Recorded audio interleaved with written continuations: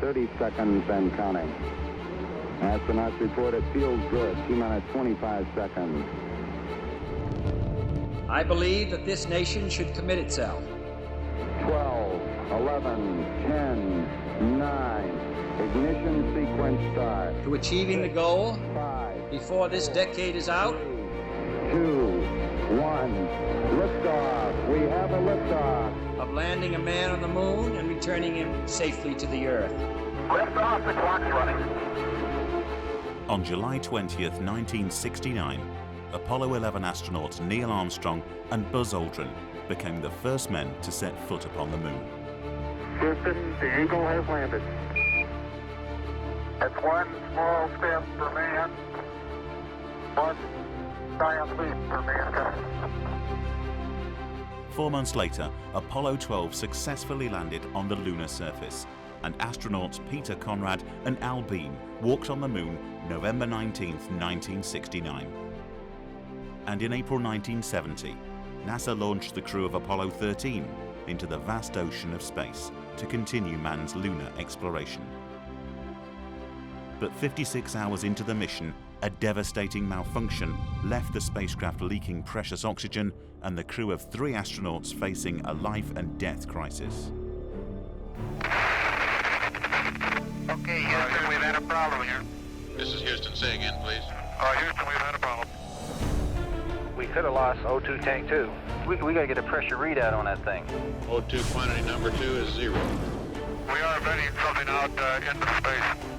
Apollo 13's mission priority was no longer lunar exploration, but survival.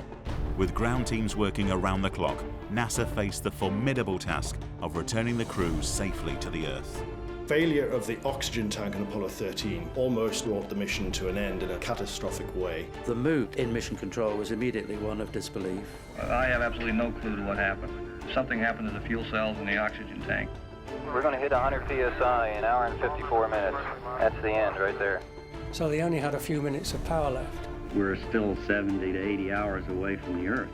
We were running out of time to get the spacecraft back on course. I don't think we should ever believe that rescue was inevitable here. Without use of the lunar module, the mission was lost. What do you think we got in the spacecraft that's good? It looks grim. This 2-part film will tell the story of the men, the mission, and 13 remarkable factors that cemented Apollo 13's safe return to Earth as NASA's finest hour. I'd say this is as serious a situation as we have ever had in manned spaceflight.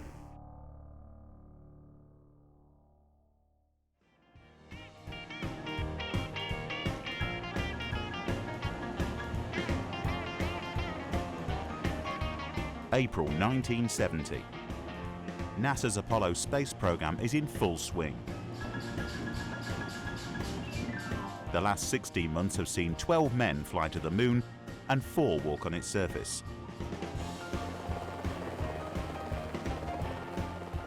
For the crew of Apollo 13, preparations continue for NASA's most ambitious mission yet.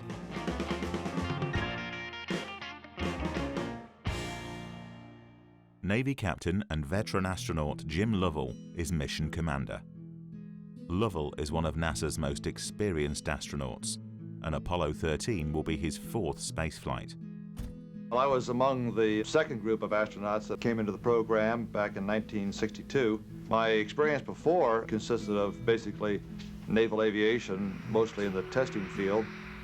In NASA, I was assigned to 2 Gemini missions. Frank Borman and I were assigned to the Gemini 7 mission, and then Buzz Aldrin and I completed the Gemini program with Gemini 12. After that, I went into Apollo. I was a backup, actually, to Mike Collins. Mike had a neck injury, so I replaced him on Apollo 8. I then was a backup to Neil Armstrong on Apollo 11, and from there I worked back into Apollo 13, and that's where I am now.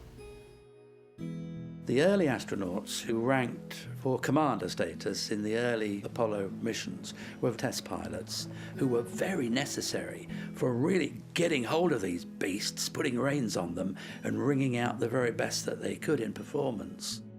2 other former experimental test pilots will fly alongside Lovell on Apollo 13. Ken Mattingly assigned as Command Module Pilot, and Fred Haise will fly as Lunar Module Pilot. For both Mattingly and Haise, Apollo 13 will be their first flight in space. But just 7 days before the launch, the mission is already facing problems. It all sort of started just before the flight. As we are approaching the final phase of our training, a turn of events occurred, and Ken Mattingly was exposed to the measles. Ken Mattingly was the only member of the prime crew who didn't have immunity to measles. At that time, we had to make a big decision. It was one which was not easy for me to help decide, and when they asked me what I wanted to do. The flight surgeon's decision was that it was too big a risk to fly Mattingly on the mission, and therefore Mattingly was pulled from the Apollo 13 flight, and Jack Swigert, the command module pilot on the backup team, was substituted. The only apprehension that I have is that you work together as a crew. We did find that we did almost everything the same.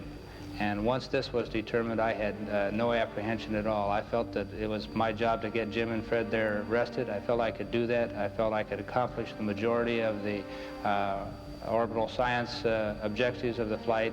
I felt that we had a good mission and we could do it all. Jack Swigert will now fly as Command Module Pilot alongside Jim Lovell and Fred Haise.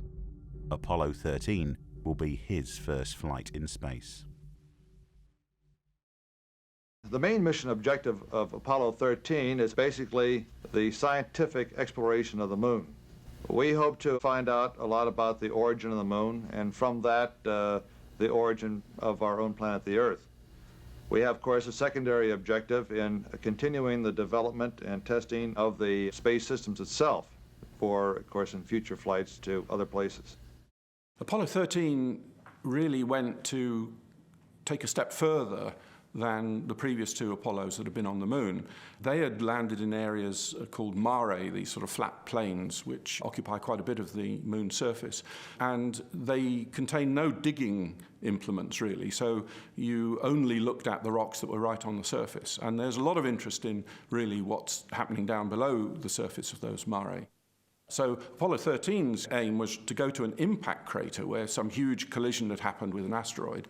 That impact had thrown material out, and it sort of dug it up from lower regions of the crust. And Apollo 13 was targeted to an area called Fra Mauro, where there were uplands that had some of this material, this impact debris exposed. And that was really their main aim, to try and get to rocks that were characteristic of a different age of the moon compared to Apollo 12.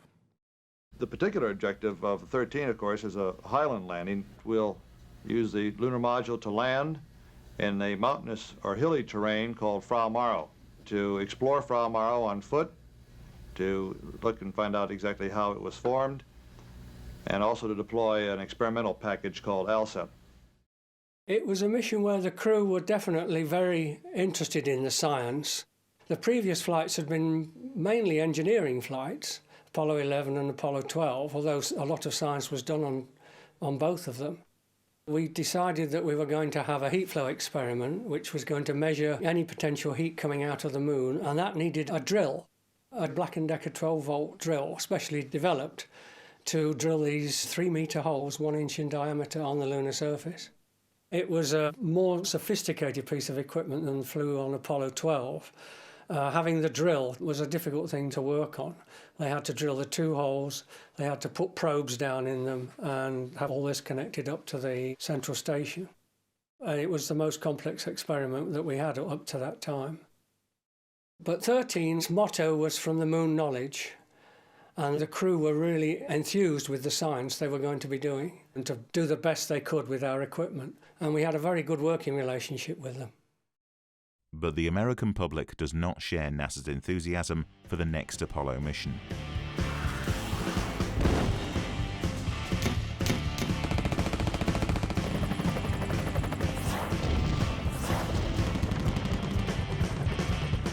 With the Vietnam War raging on and US ground troops having faced fierce combat for over 5 years, public interest in the moon is fading fast. People believe Apollo 13 will just be another routine flight. Public interest in the Apollo program reached a height in July 1969 when Neil Armstrong and Buzz Aldrin landed on the moon, but it rapidly decayed after that. There was some press coverage of Apollo 12, but by the time Apollo 13 flew, very little interest was shown. In fact, it was said that the TV companies, the broadcasters, were inundated with complaints from members of the public that their favorite programs were going to be bumped off schedule to cover Apollo 13. It's interesting how quickly the public, and I guess we're talking mainly the American public, but worldwide as well, how quickly they sort of got a bit bored with it all, because it all seemed to go just like clockwork, didn't it? And people had got completely fed up with seeing the crew weightless and just poking at bits of equipment that nobody could understand. I think one of the problems there was that NASA was not emphasising enough the science that was going on and the knowledge that was coming back. So interest was waning until the accident. And some people thought the accident was a stunt, just to get interest back again, but of course it wasn't.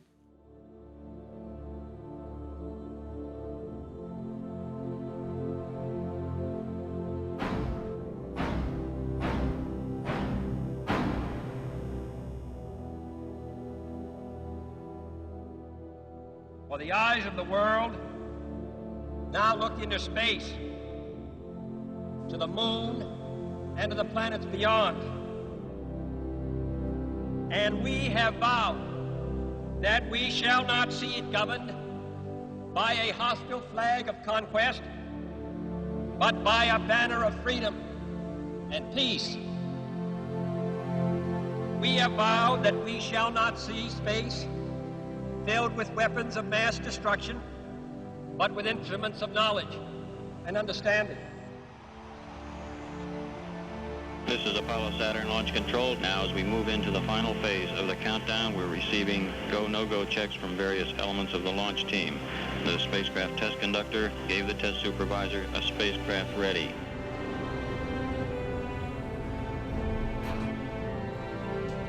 And the director of launch operations has given Apollo 13 a go for launch.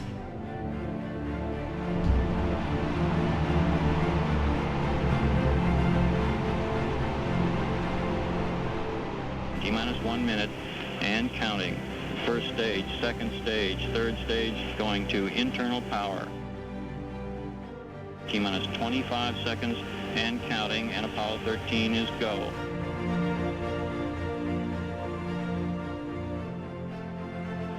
"17, guidance release. 15, 14, 13, 12, 11, 10, 9, 8. Ignition sequence has started.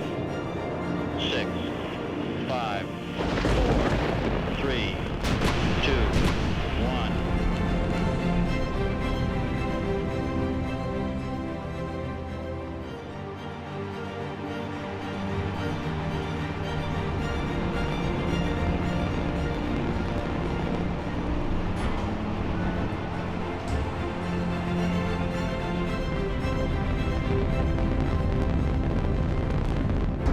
We have liftoff at 2:13.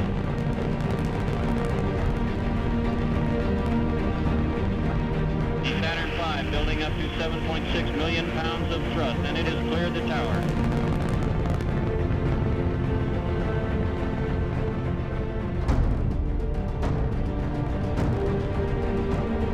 Houston, go at 30 seconds.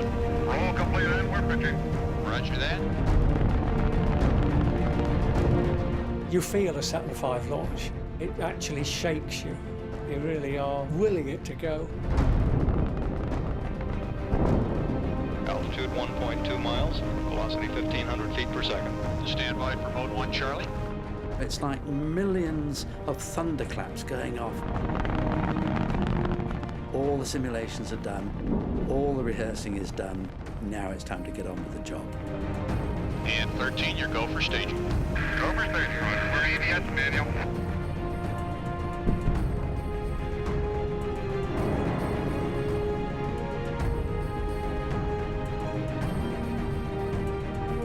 But 5.5 minutes into the mission, the crew feels unfamiliar vibrations during the second stage boost. Inboard. We confirm inboard out. Jim Lovell reports the inboard engine has shut down a bit early. Suddenly, the central inboard engine shuts down 2 minutes ahead of schedule. The early shutdown worried the crew, and they reported to the control center, something's happened, can you give us a reading on it? Houston, what's the story on engine 5? Jim, Houston, we don't have a story on why the inboard out was early, but the other engines are go and you're go. Roger. They were quickly reassured the other 4 engines were completely capable of getting them to orbit, so they knew within a few seconds of it happening that it wasn't going to affect the mission. To Mission Control, the cause of the engine cutoff is a mystery, but it's a mystery that may have saved the entire mission. During the ascent through the atmosphere, vibrations built up in the vehicle. In fact, these vibrations, known as pogo because of the way that the rocket vibrates along its axis like a pogo stick. These have been known since the beginning of flight of liquid-fueled rockets. Pogo was a recurrent problem with the Saturn V's large engines, and could create such variation in their thrust that the vibrations could literally shake the vehicle apart. On Apollo 13, there were 3 instances of pogo vibration. The first 2 were similar to pogo that had been seen previously, but the third almost brought the mission to an end in a catastrophic way. The central engine of the second stage was vibrating vertically 16 times a second and severely flexing the Saturn V's framework.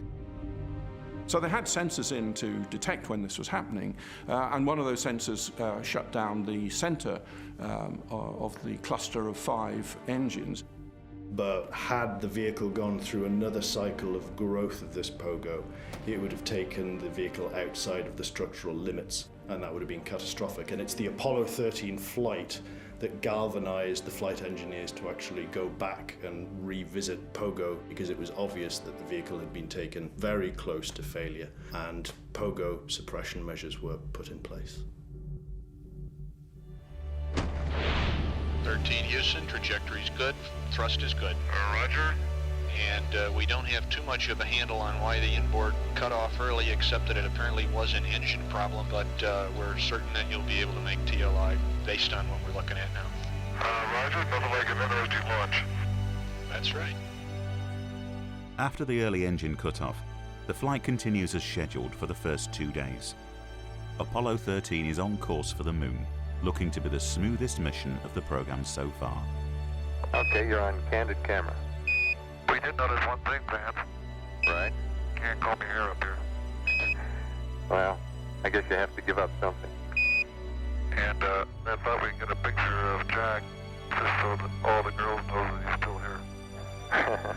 Yeah, we appreciate that. There he is, Big Jack. Apollo 13 presently at 177,861 nautical miles away.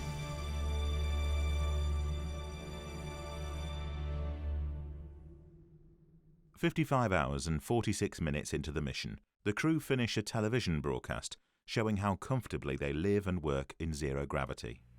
And now, for the benefit of the television viewers, Fred's engaged in his favorite pastime I found out on this flight so far. He's not in the food locker, is he?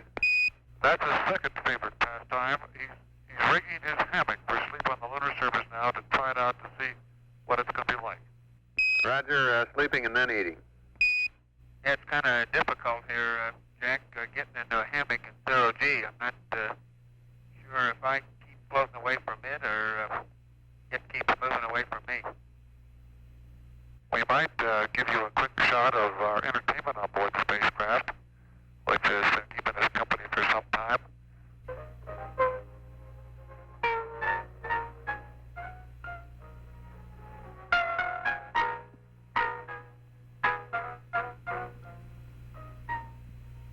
This little tape recorder has been a big benefit to us in passing some of the time away in our transit out to the moon. And it's rather odd to see it floating like this in Odyssey while it's playing the scenes of 2001.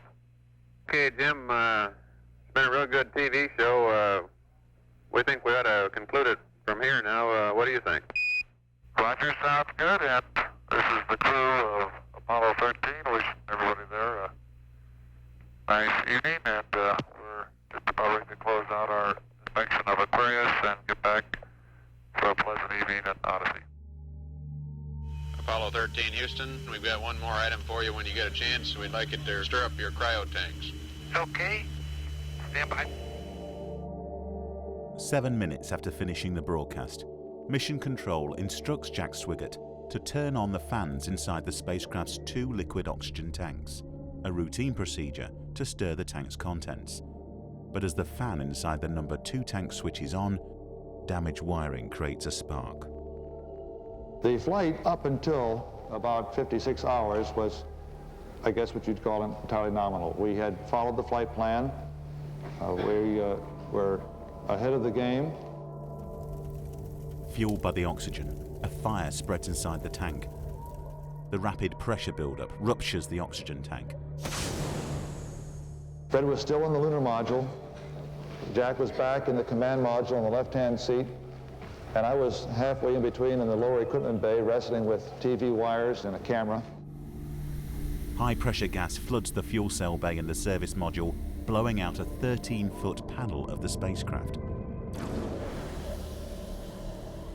When all 3 of us heard a rather large bang, just one bang. Okay, Houston, we've had a problem here. This is Houston. Say again, please. Houston, we've had a problem. Stand by, they got a problem. Okay. We got more than a problem. Okay, listen, you guys. Fuel cells 1 and 3 are offline. Right. That's what we're reading. Flight engineers at Mission Control immediately respond to their instrumentation, which is indicating a major systems malfunction in the command service module. Well, we're showing low N2 pressure on fuel cell 1. We're showing low O2 pressure on fuel cell 3. That can't be. Yeah, we might have lost fuel cell 1. And it looks like fuel cell 3 is gone. I can't believe that right off the bat. 2 of the spacecraft's 3 fuel cells appear to have been lost. These fuel cells are the prime source of electrical power in the command service module. With the massive buildup of pressure from the cracked and split tank, there was a tremendous release of energy that not only blew the panel off, but shoved up the shelf on which the 3 fuel cells were sitting. The shock closed a number of valves, and the fuel cells were running only on the oxygen that was in the lines from the valves down to the fuel cells. So they only had a few minutes of power left. Fearing the spacecraft's hull may be damaged, Swigert rapidly attempts to seal the tunnel hatch between the command module and the lunar module. The source of the bang not immediately determinable, and I was afraid that we might be vulnerable to losing pressure, so I proceeded to get the hatch in. We're starting to button up the tunnel again. 5 times Swigert and Lovell try to lock the hatch in place, but the crew decides to stow the reluctant hatch and turn their attention to a new problem. The oxygen pressure had gone in cryo tank 2, and the pressure in tank number 1 was rather slowly but steadily decreasing. It was obvious it wasn't holding its own. We lost O2 tank 2 pressure. We got to get a pressure readout on that thing. O2 quantity number 2 is 0. My concern was increasing all the time. It went from, I wonder what this is going to do to the landing, to I wonder if we can get back home again. Looking out of the command module window, Jim Lovell sees gas venting from the service module into space. It looks to me that we are venting something out into space. It's gas of some sort. Roger, we copy your venting. Not only is the number 2 tank completely empty, but the remaining oxygen stores in the number 1 tank are now leaking into the vacuum of space. And when I looked up and saw both oxygen pressures, one absolutely 0 and the other one going down, it dawned on me, and I'm sure Jack and Fred about the same time, that we were indeed in serious trouble. Although the command service module can operate on just 1 fuel cell, it requires an oxygen supply to generate power. The force of that massive expansion of gas caused leakage to begin in the number 1 tank. There was insufficient pressure coming from that tank to keep the 3rd remaining fuel cell alive. Within 2 hours, the 3rd fuel cell had to be shut down.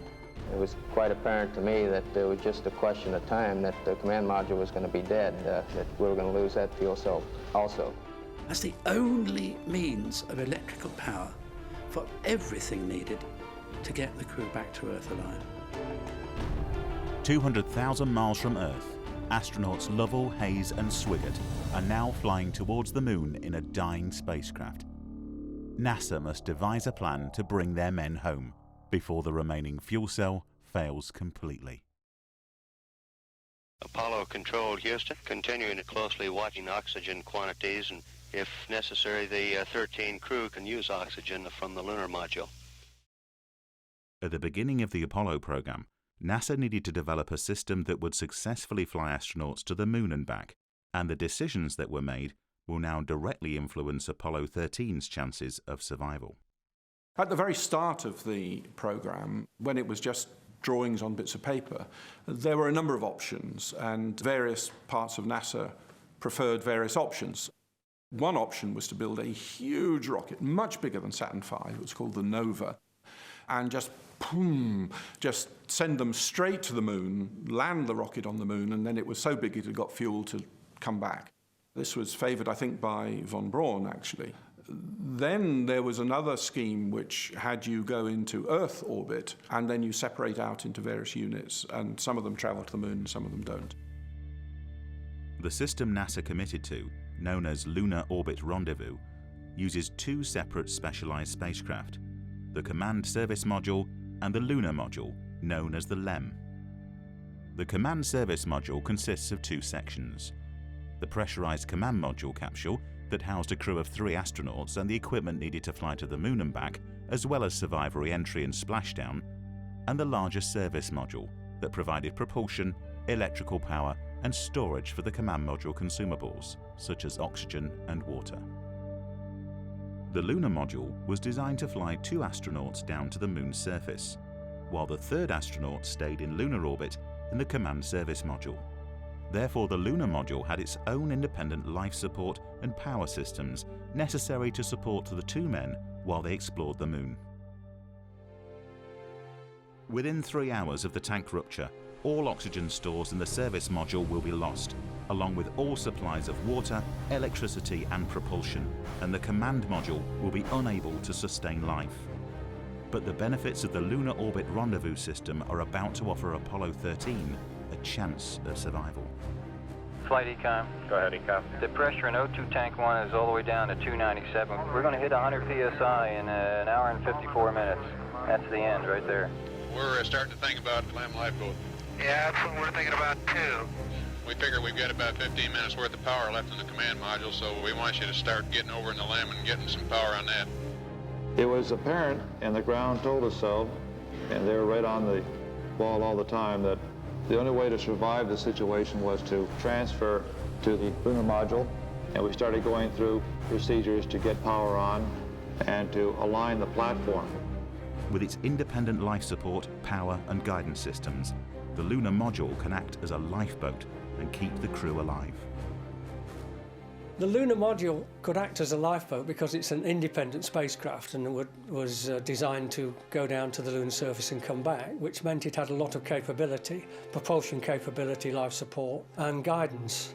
They were able to use all those functions as a backup to the failed systems in the command module.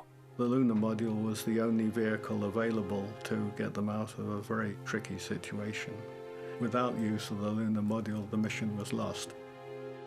I mean, everything was lost. Contingency plans to use the lunar module as a lifeboat had been drawn up by NASA earlier in the program, but now these plans and the spacecraft itself will be tested to the limit.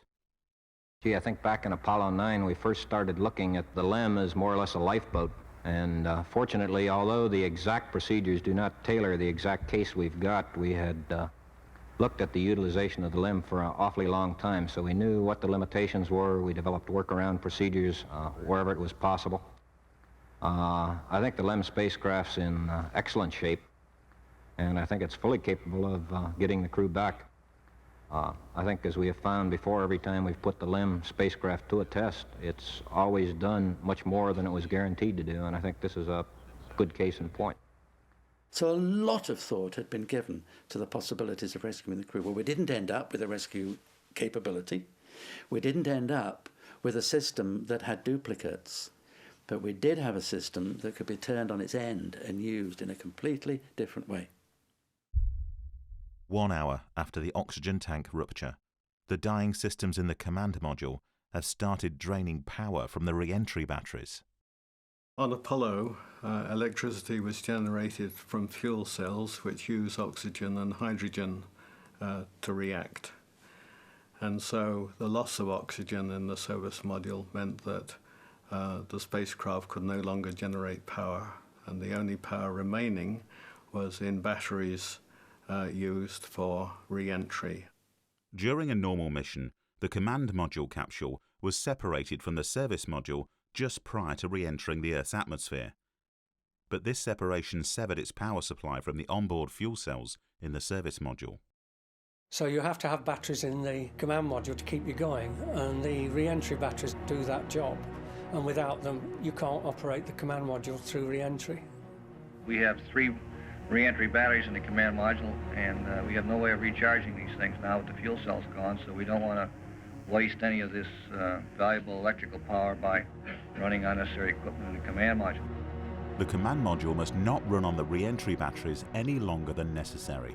Without these batteries, the crew will not survive the hazardous descent through the Earth's atmosphere.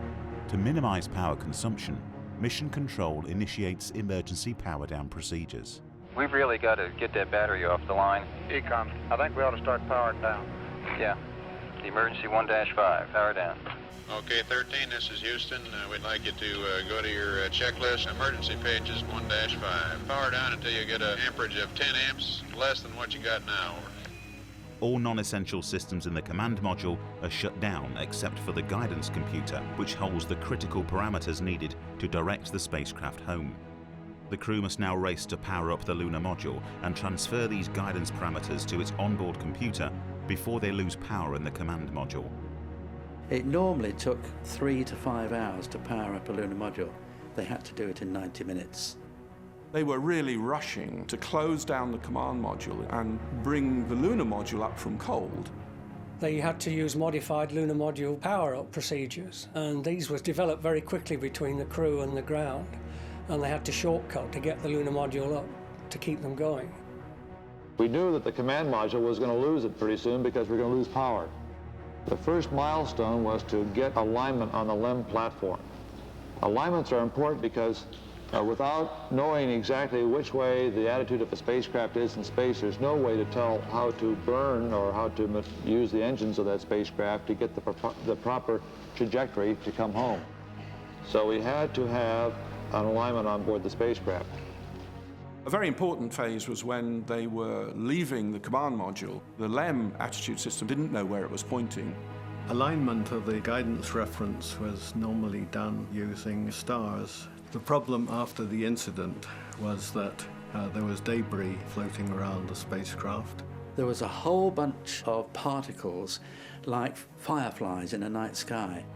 Jim Lovell was totally unable to get any sightings. Fred and I went into the lunar module. Fred got the power on. We started to align the platform. They needed to transfer guidance system knowledge of where things were pointing from the command module to the lunar module. We used a procedure that was in the activation checklist. Jack gave us the angles. And so they had to manually actually read the coordinates out and shout them into the LEM, and they were punched into the computer there. I was so concerned about being sure that this arithmetic was correct that I had actually called down to the ground, let them do the math, came back in and put it in. But we did get a platform alignment, and that was our first milestone. Once the guidance parameters are logged in their lunar module's navigation system, the command module is powered down to preserve precious re-entry batteries. With the lunar module acting as a lifeboat, NASA has stabilized the situation, and the crew have been bought some time. My own personal involvement was that I was in the mission evaluation room. The mood in Mission Control was immediately one of disbelief. There was that sense that, okay, we've got a problem, it's the data. We see dropouts often. You see failed sensors giving erratic and spurious information. And then you begin to realize that there are a lot of things, and this is minutes, this is not hours. In minutes, you begin to realize there's a cascade of events which are tumbling, which means that they can only have one root cause. And the initial reaction was stabilization, to get the whole mission stable so that we could at least buy a bit of time. If the situation remains stable as it is at the moment, there's no question but what we have the thing under control and we can return the crew safely to the Earth. Now, we're going to have to make some compromises in procedures as how you do that. But if everything remains as is, we can get them back successfully. But we were running out of time to get the spacecraft back on course. So rapidly there had to be, okay, there's no time for stroking our chins, wondering what's going on. Now's not the time to try and diagnose what the fault was. That will come later. Let's deal with the here and now, go forward, straight on. We were trying to figure out what to do rather than to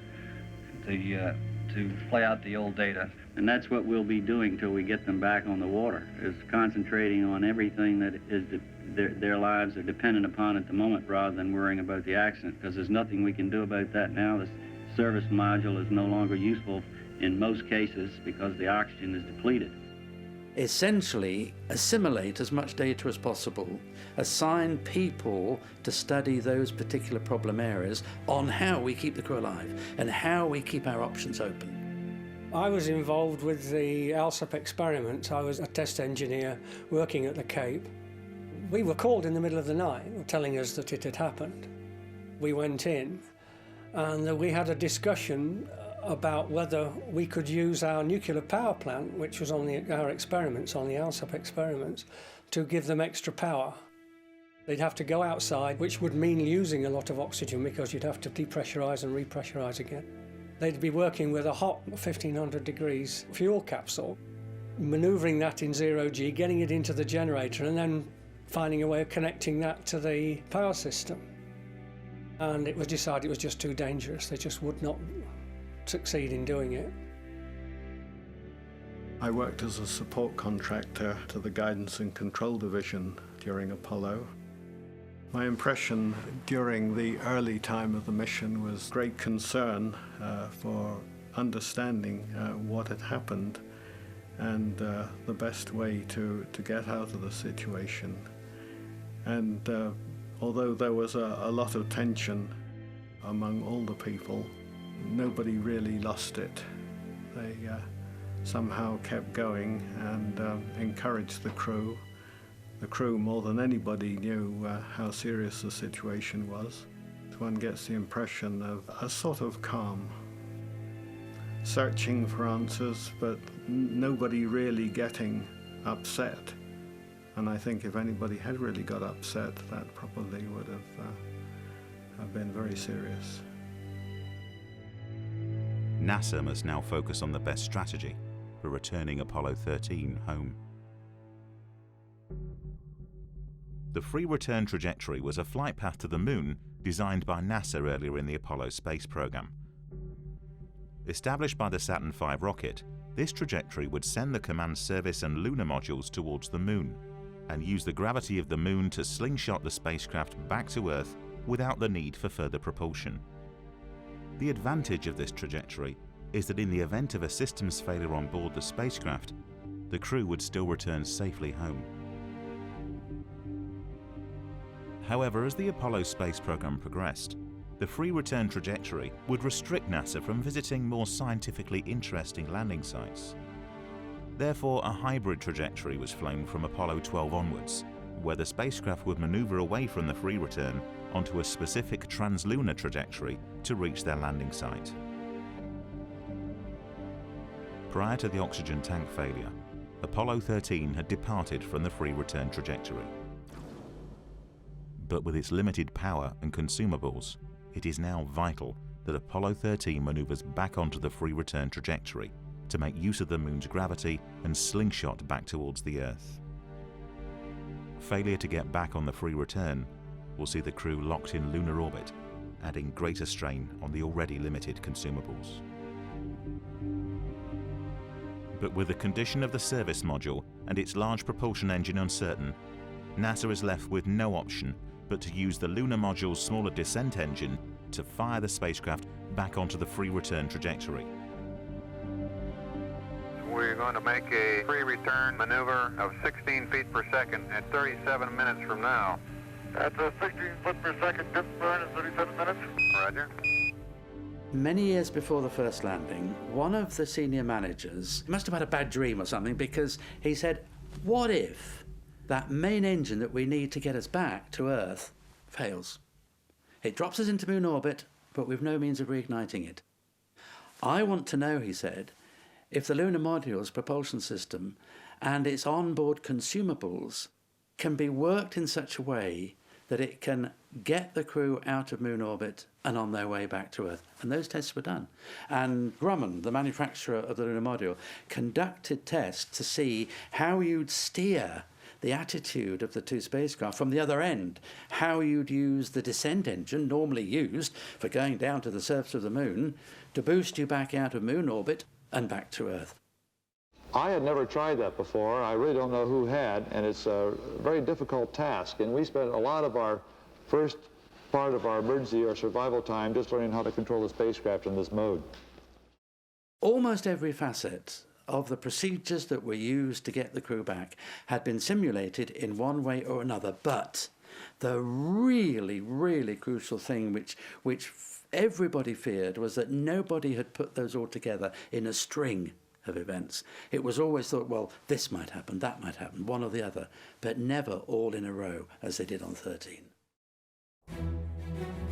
With time for the course correction running out, Mission Control and the crew worked quickly to configure the lunar module for the free return burn.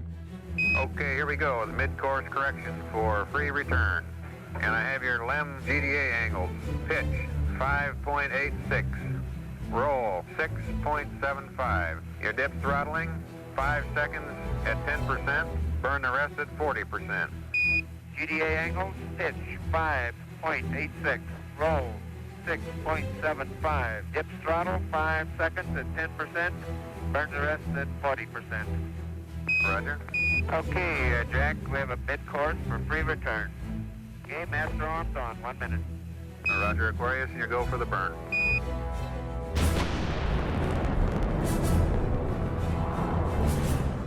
%.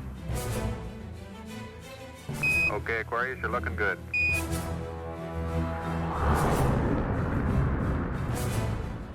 Okay, you're looking at 1685 now, Jack. That's affirmative, no trim required. Roger.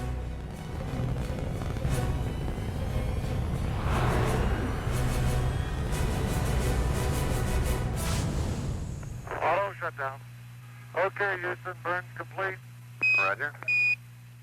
With the successful firing of the lunar module's descent engine, Apollo 13 is once again on the free return trajectory back to Earth.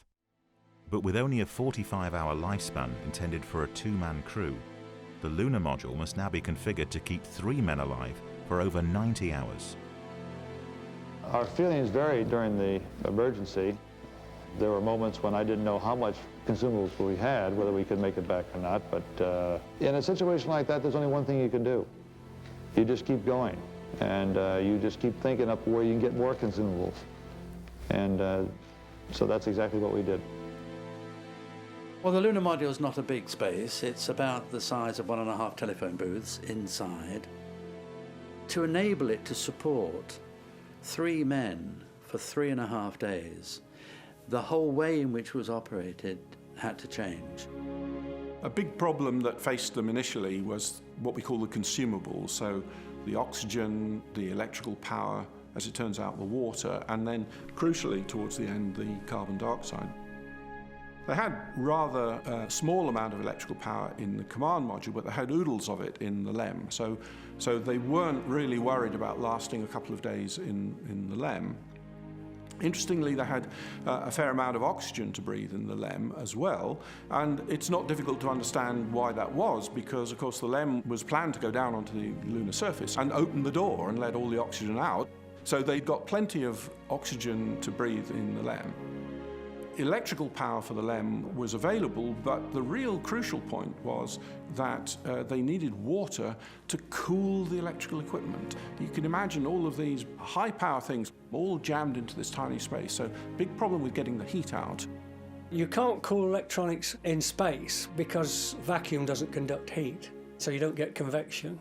So you need to cool them in an active way, so you run cooling water on cold plates, you put the electronics on cold plates. That's what we did on Spacelab. And you can keep things cool, stop them overheating and failing. Mission Control estimates that the spacecraft will run out of water 5 hours before Earth re-entry, unless the crew restrict water usage as much as possible. all non-essential systems in the lunar module are powered down, and the crew reduce their water intake to a fifth of normal consumption, but suffer serious dehydration. They powered down the lunar module as much as they could. I think it was only drawing about 20% of the power that it normally would to reduce the cooling requirements. And I think they had about 4.5 or 5 hours of cooling water left by the time they got back to close to the Earth when they detached from the lunar module. But they had about 120 hours of oxygen because there was a lot of oxygen on the lunar module. They were not short of oxygen at all. One of the great triumphs of the Apollo 13 rescue was the way in which the team managed to eke out those consumables and go from a situation where the consumables were predicted to be expended before the spacecraft got back, to a point where there was actually a little bit of slack in the consumable store by the time the vehicle returned to Earth. But despite all of NASA's achievements in stabilizing the situation, one twist of fate remains undeniable. Had the oxygen tank ruptured at a different time during the mission, the astronauts would have been stranded in space with no hope of recovery. There was a lot of fortunate incidents in 13 that would make it a completely unlucky flight. At the time it happened, I thought it was the worst possible time. Obviously, it was not the worst possible time for this particular incident to happen.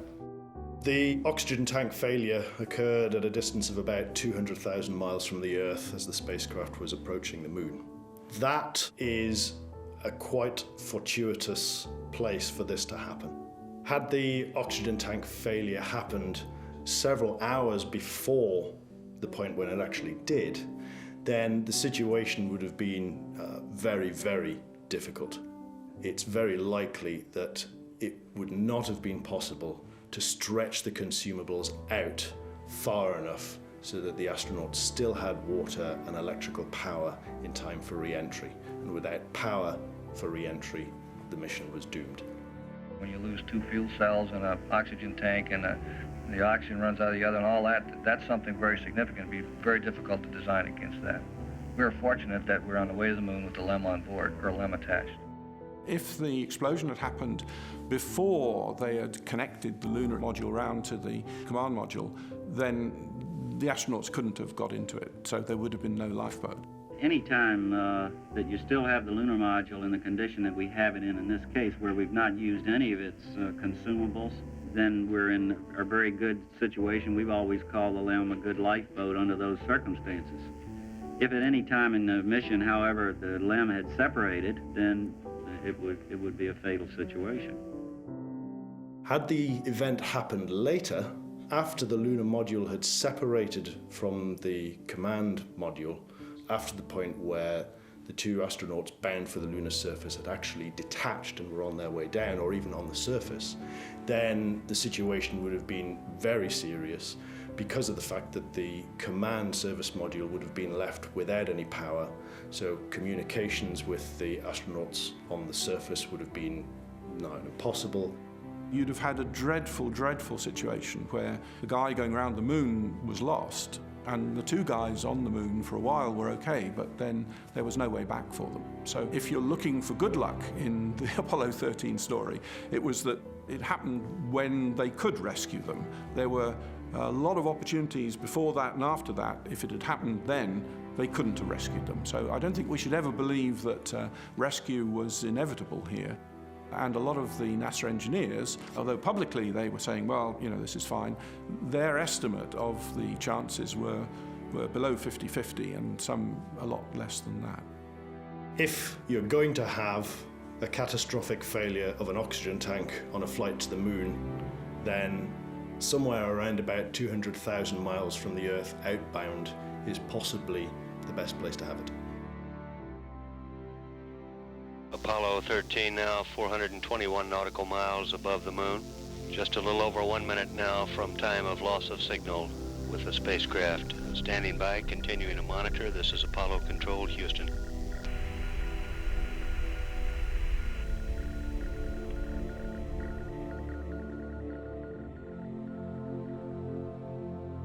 We're still something like 70 to 80 hours away from the Earth.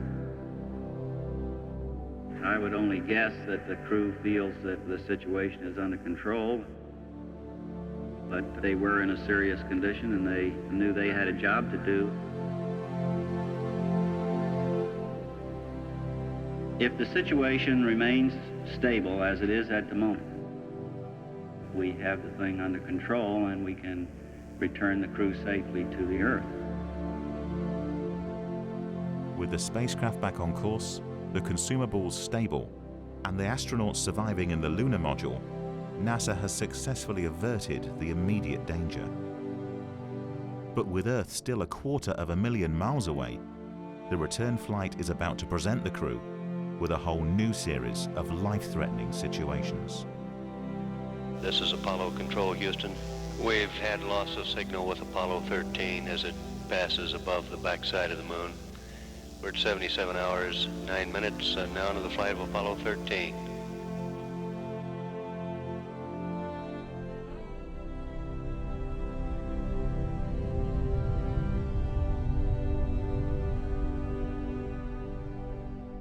Next time, in part 2. Carbon dioxide levels in the lunar module are rising. There was no way that the astronauts would survive. What have we got up there? What can we put together to overcome this problem? The main heat shield was not designed to operate in free space for extended periods of time. The crew were beginning to suffer. The spacecraft kept going down in temperature and I was freezing. It was a dire state. It was a real emergency situation.